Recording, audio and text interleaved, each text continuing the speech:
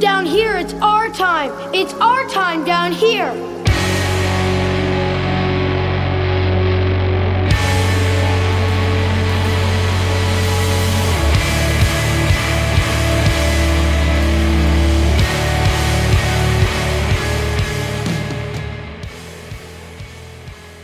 Welcome once again, my fellow manipulators of digital fate. I'm Richie, this is Capricorn.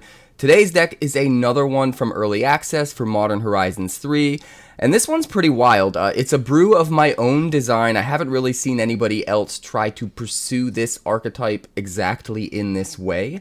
This one's called Kappa Capricorn, and the idea here is we're using Kappa Cannoneer with affinity for artifacts and trying to just go completely ham with an insane artifact tribal style deck, but I put my own twist on it and went mono blue. Why are we going mono blue? For a very, very special card that's gonna shut down a lot of the multicolor decks we come up against, and it actually did happen and work for us during early access, and it was kind of insane. You'll see that in the games. But before I get ahead of myself, before we break down the deck, make sure you like the video if you haven't already. It's you guys liking every video that has helped this channel to grow so quickly. Thank you guys so much to you that do it. It does mean a lot to me. And if you're new here, make sure you subscribe so you never miss an upload. We've got tons of deck techs on the way, spoiler content, and some surprises that I can't talk about yet. But be excited because stuff is happening with the channel. We're almost at 10,000 subscribers, and it's just wild, guys. I can't thank you enough. But that being said, make sure you catch me on Twitch Monday through Friday. That's twitch.tv/QuarantineCapricorn, because if I'm alive and I'm breathing, I'm there and I'm streaming. Now let's check out this deck.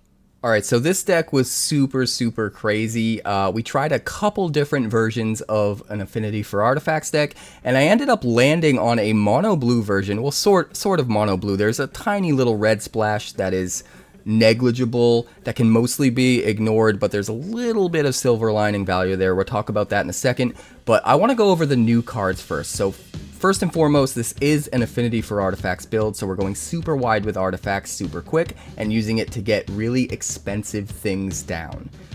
Because of that, we're using Tamiyo meets the Story Circle. 1 blue and 1. On chapter 1, we get a little bit of a fog effect against our opponent until our next turn. Whenever a creature attacks you or a planeswalker you control, it gets -2/-0. So that can help us stave off aggro a bit. Chapter 2 is the real bread and butter here, though. Discard any number of cards and investigate twice for each card discarded this way. So the idea here is we can keep our big Affinity for Artifacts payoffs in our hand that require a bunch of artifacts in order to be able to be played for free or super cheap, and discard everything else, get tons of clue tokens, and then just play those things out for free. It's just a super easy way to play out all those big stuff, all those big things, like really, really early, way earlier than we probably should, just because of the sheer number of artifacts it can make all at once on turn 3. And then in Chapter 3, we can shuffle up to 3 target cards from our graveyard into our library, which can matter sometimes, but really that Chapter 2 is what we care about, and the Chapter 1 is really, really good gravy on top of that. And what are we trying to go wide for? The new Kappa Cannoneer. Well, new to modern, right? New to timeless.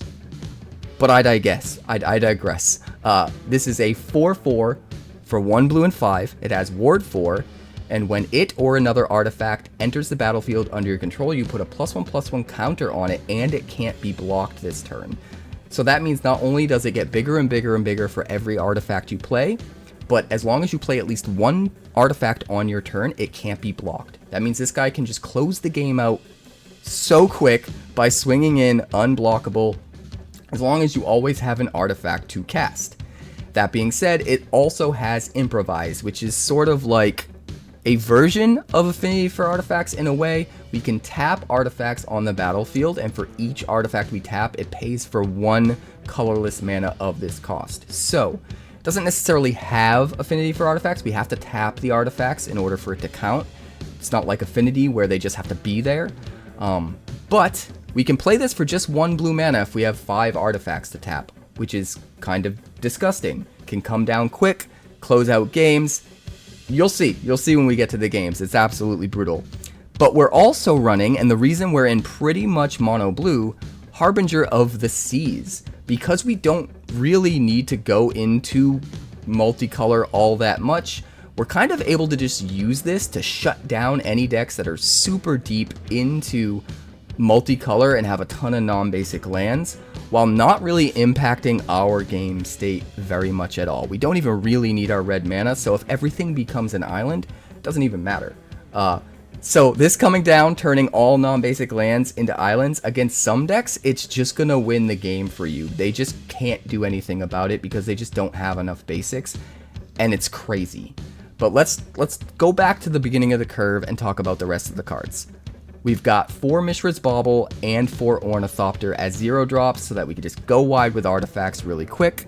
We've got 4 Moonsnare Prototype because it comes down for 1 mana. It helps count towards affinity for artifacts and can also generate a mana if we tap it and another artifact, which is really easy to do. We've got 3 Retrofitter Foundries because it's just a 1 mana artifact that can add to our artifact board so that we can go wide and get those affinity for artifact creatures down super easy. And then 3 Springleaf Drums, which can generate an extra mana if we tap an untapped creature. That's where the Ornithopters come in, or sometimes on turn 3, we might play the Harbinger of Seas and get to tap that down with the drum to play something else, which is really nice. It's also worth noting that if we just need a little bit of extra board presence, the Retrofitter Foundry is going to be able to make servos for us, or potentially change servos into Thopters. But we can just sack our Ornithopters to make a 4/4 if we need to, and sometimes that's enough to stick in front of our opponent's aggro to buy us the time that we need. Moving on, we've got Simulacrum Synthesizer in the 3-drop slot. This is key because when it enters the battlefield, not only is it going to scry to make sure we line up something that we need to play, preferably a 3-drop artifact or something that costs more than that, potentially. But everything in this deck is going to cost way less, which we're about to get to in a minute. Every time we play something that costs 3 or more that's an artifact in this deck, which our entire top end is, we're going to get a 0/0 colorless construct artifact creature token that gets +1/+1 for each artifact we control.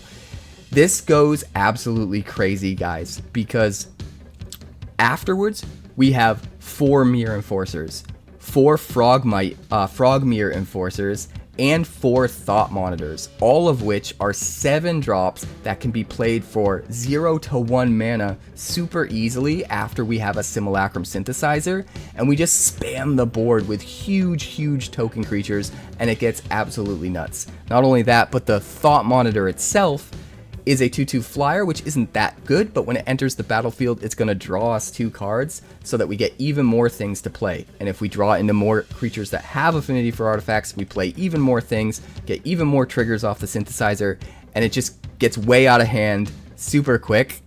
And the deck's just crazy. I mean, being able to go super wide with artifacts with Tamiyo meets the Story Circle and just jam straight into Simulacrum Synthesizer and then all these crazy payoffs is nuts. We are running 4 Silverbluff Bridge because it's an artifact land, and even though it enters the battlefield tapped, it does have the ability to give us red so that if we absolutely need to play the Frogmyr Enforcer earlier for its prototype cost of 1 red and 3, which would just be 1 red if we have 3 artifacts on the battlefield, we can do that. Sometimes we just need to do that to get another artifact on the field so that something like Myr Enforcer can be free.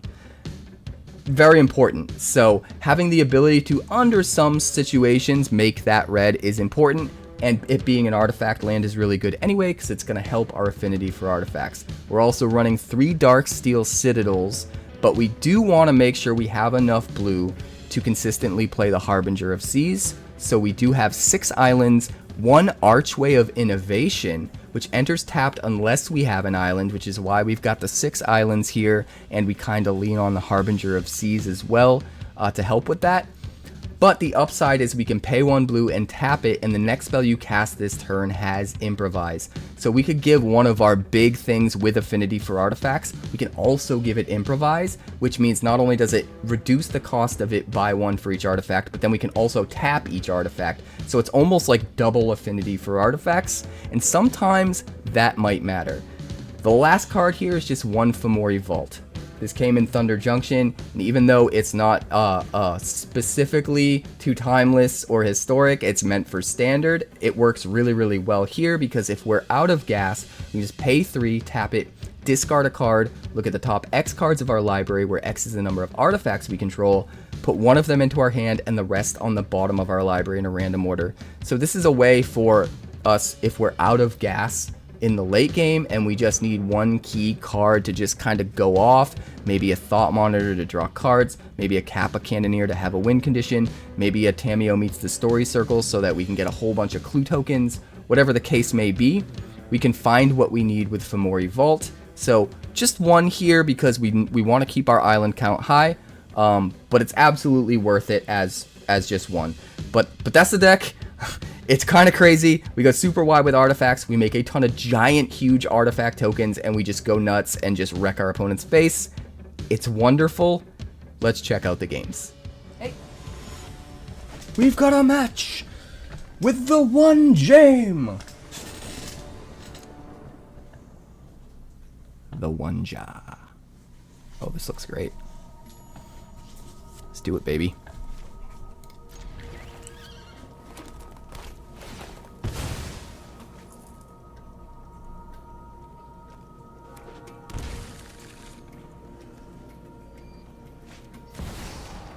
No, you bastard! He's gonna hit our Mistress Bauble, right? No, he hits the Foundry. Nice.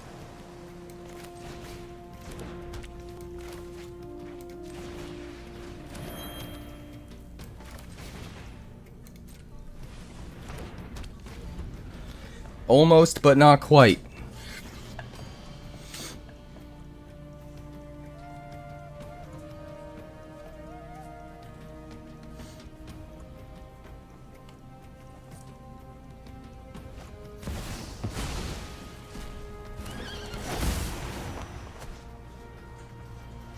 You bastard!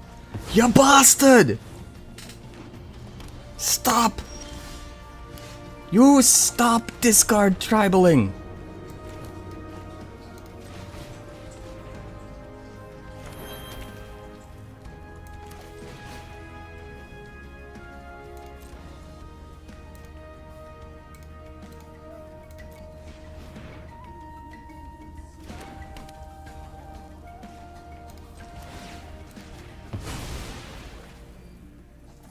Probably should have waited, actually, since he's got so much damn discard.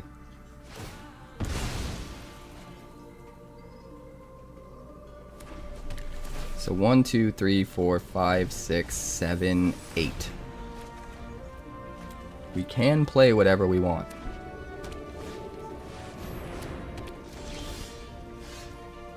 Oh, he's gonna be so mad.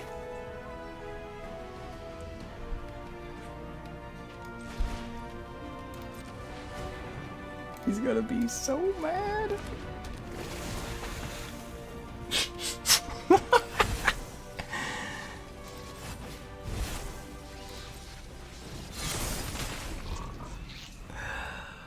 Welcome to blue, buddy. Oh. This isn't gonna do very much for us, is it? Not yet, at least.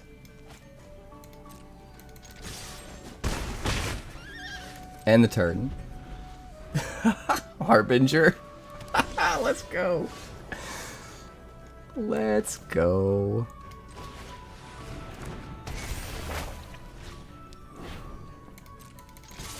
We're gonna use this to just find gas. We're gonna hold on to the Ornithopter.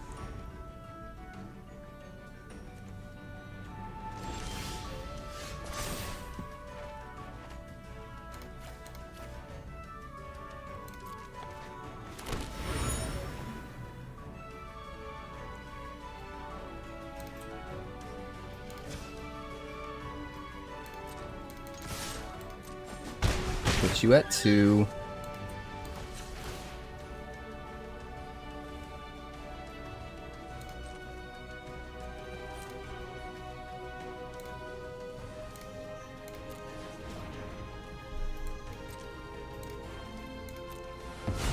Draw a card. Thought Monitor. Let's draw some more cards. Darksteel Citadel. Thought Monitor. Let's draw some more cards. Ornithopter.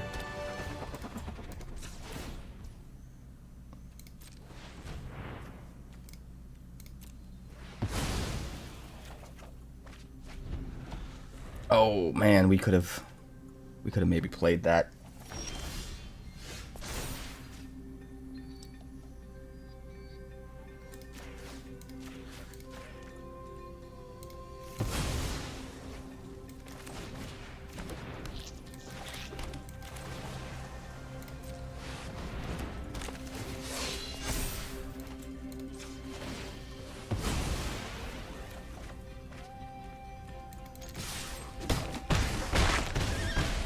Good grief. Well, that worked. This actually looks pretty decent. It's a little slow, but that's okay. Another Strider. Can we win this time? We're gonna find out. We are gonna find out.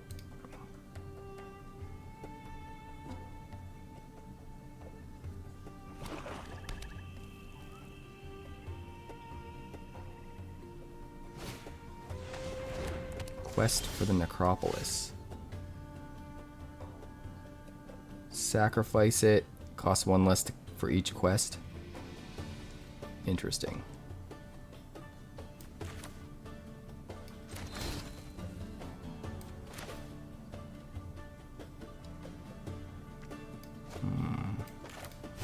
I think we just do this. And then we play the prototype next turn. Use that to play the Thought Monitor. Another quest. Oh boy. It's a little slower than I'd like right now, but I think it'll be okay.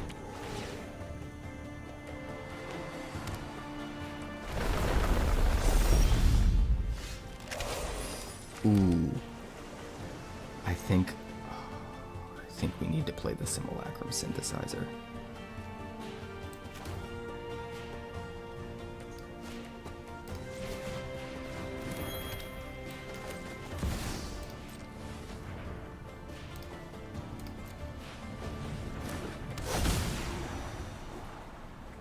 Scry 2.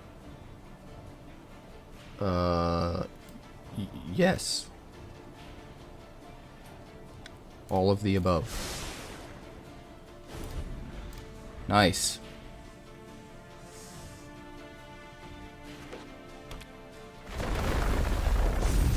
This is gonna get kind of bananas, I think.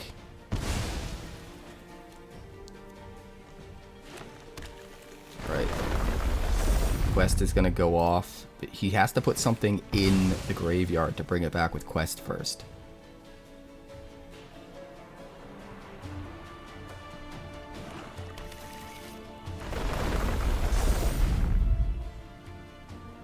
Does he have a way? If for 1 black and 2, he can put a creature in the graveyard. No, I think he's gearing up for next turn.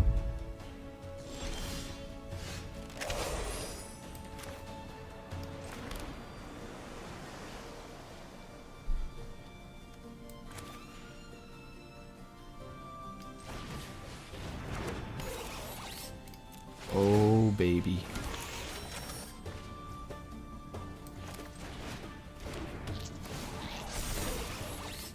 Wait, I can't play the...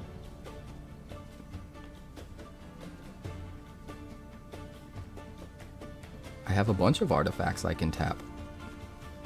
I'm so confused. Why isn't it letting me play them? 1, 2, 3, 4, 5, 6, 7.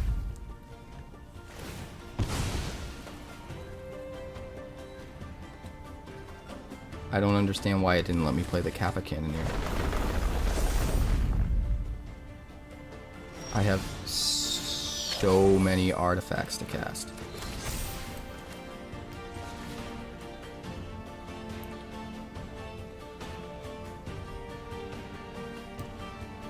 One, two, three, 4, 5, 6.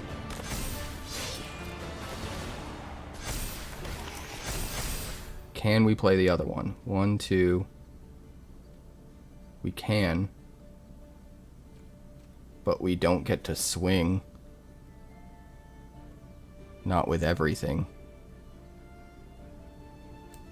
Screw it.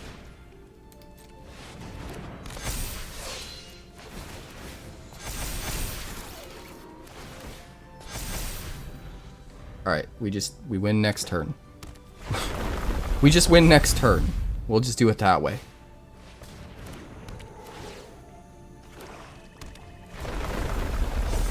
Was it the auto pass that did it, Nord? Not bad. He's playing with all basics. I love it. Harbinger does nothing.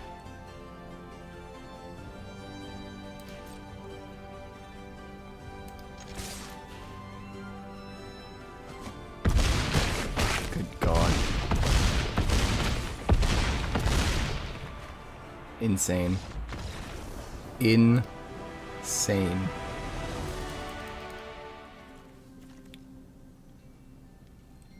Let's see. We do not have an island, which is kind of a bummer.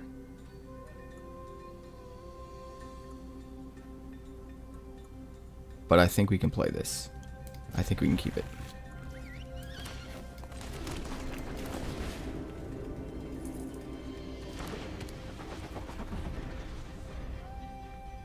For each spell you've cast this turn, you gain a life. Well, I mean, you can just kill a lot quicker with Sorin, right?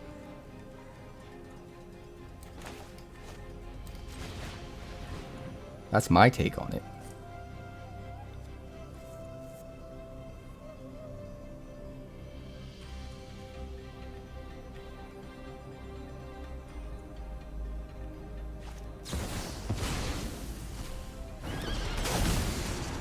Rough, bro.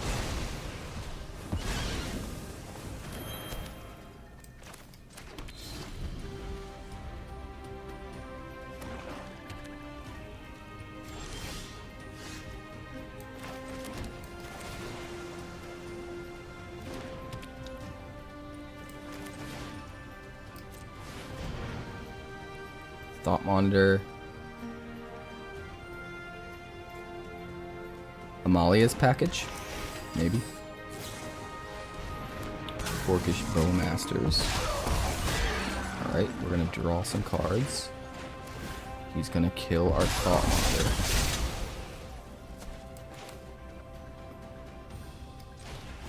It is what it is, bro. It is what it is. We don't really have any payoffs, but at least we drew through the things that we needed to. Reef, he's going to hit one of the Frogmyr Enforcers, so we'll get a 4/4 down. We can do stuff. He is kind of running out of gas, which is nice. Oh, never mind.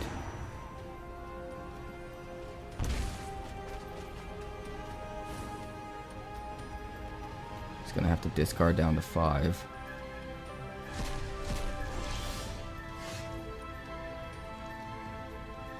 We'll go like this. The owner of target non-land permanent puts it on the top or bottom of their library. Do we need to do that? No, we don't have enough mana to do that.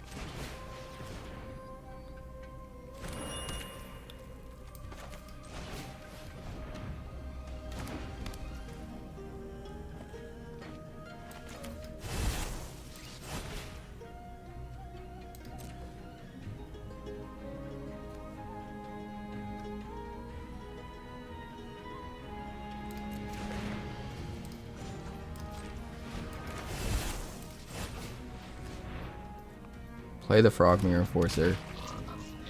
Pass a turn.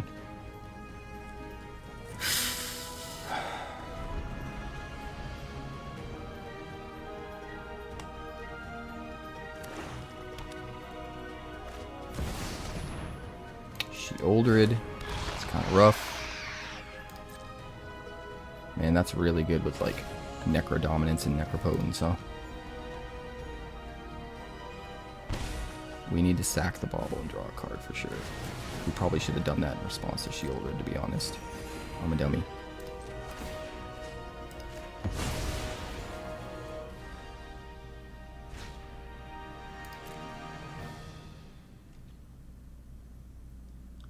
Phyrexian Tower coming up. We will draw. Ow.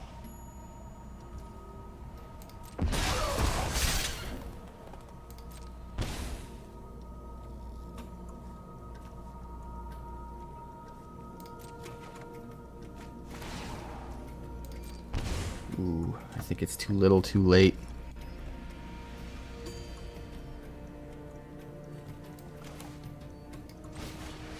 Too little too late, but it does shut down the rest of his stuff. So maybe, just maybe, we can drag this game out.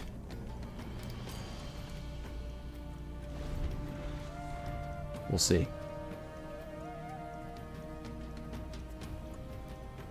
It's got no white, so that's nice. He's got black, but he's only got 2.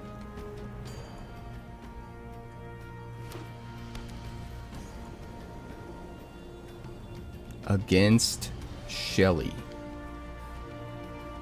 It's like, we need to draw cards, but at the same time, we kind of can't draw cards, you know?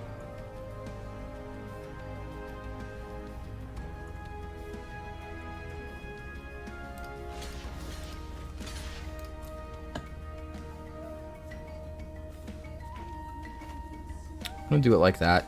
If he's got removal, we still get to trade.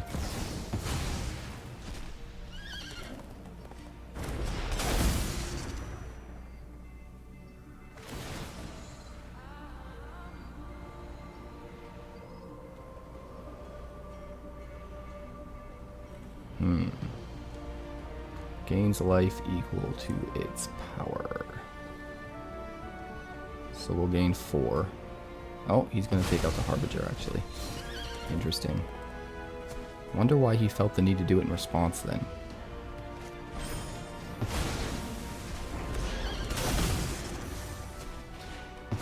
Oh, because he wants to do it like that. I guess that makes sense. We get a bunch of life, at least. So now we kind of want to draw into that whole, like, draw some cards. The Thought Monitor. Really want to draw into the Thought Monitor now. Hey, there we go.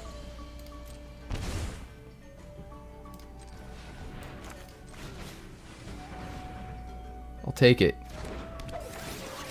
Now give me some beef.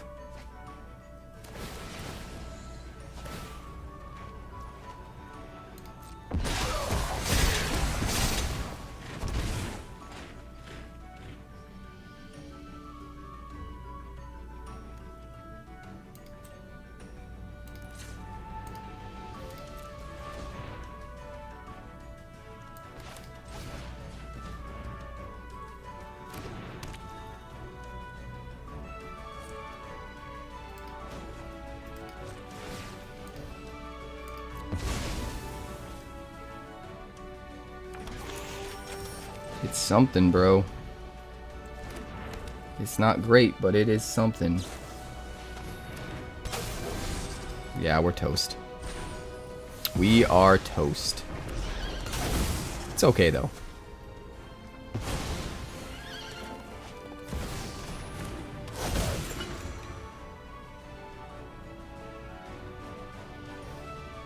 It is okay. We're dead, man. Just wreck us. That's 10. but then Shieldred kills us on our turn.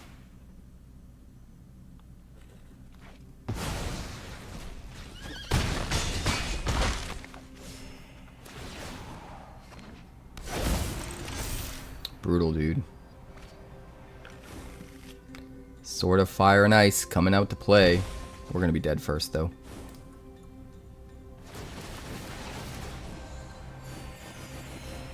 Things are going well, Foozy. We've got a cool deck here. Didn't work this time, but...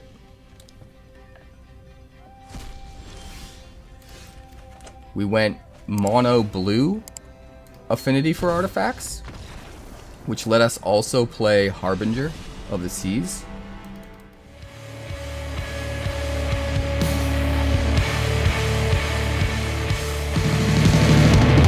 Thanks so much for checking out my channel. I'd like to give a huge shout out to all of my patrons over at Patreon. Without you guys, this channel would not be possible, so honestly, thank you from the bottom of my heart for all of your contributions. If you haven't yet, like and subscribe. The more likes we get and the quicker we get them, the bigger this channel will grow and the faster it will grow. I'd love nothing more than this channel to become something very special for you guys, but it's entirely up to you how fast that happens. Also, if you'd like more deck text, that's somewhere over there. And if you'd like to see what else the channel's been up to lately, that's somewhere up that way. Also, subscribe, circle below, do all the things.